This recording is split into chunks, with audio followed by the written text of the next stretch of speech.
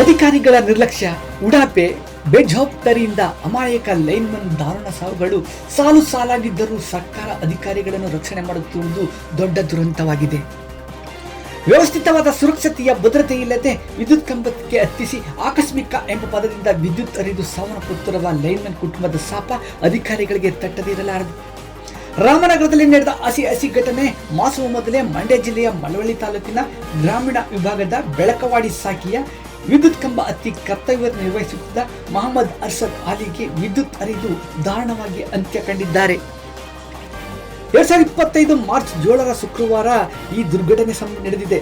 ಸಂಬಂಧಿಸಿದ ಇಲಾಖೆಯ ಜೆಇಗಳು ಲೈನ್ಮನ್ಗಳನ್ನು ಪಕ್ಷಿಗಳಂತೆ ತಿಳಿದುಕೊಂಡಿದ್ದಾರೋ ಏನು ಎಂದು ಅನುಮಾನಿಸುವಂತಾಗಿದೆ.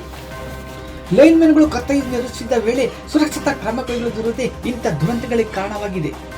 ಸರ್ಕಾರ ಇಂತಹ ಯಮದೂತ ಅಧಿಕಾರಿಗಳ ಮೇಲೆ ಗಂಭೀರವಾಗಿ ಶಿಸ್ತು ಕ್ರಮ ಕೈಗೊಂಡರೆ ಈ ರೀತಿಯ ಘಟನೆಗಳು ನಿಯಂತ್ರಿಸಬಹುದಾಗಿದೆ ಎಂದು ಸಾರ್ವಜನಿಕರು ಸರ್ಕಾರಕ್ಕೆ ಮನವಿ ಮಾಡಿದ್ದಾರೆ.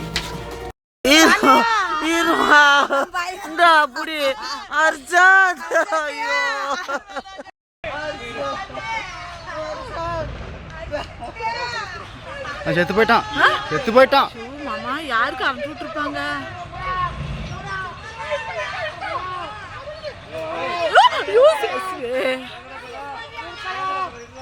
பாரு 1 நம்பர்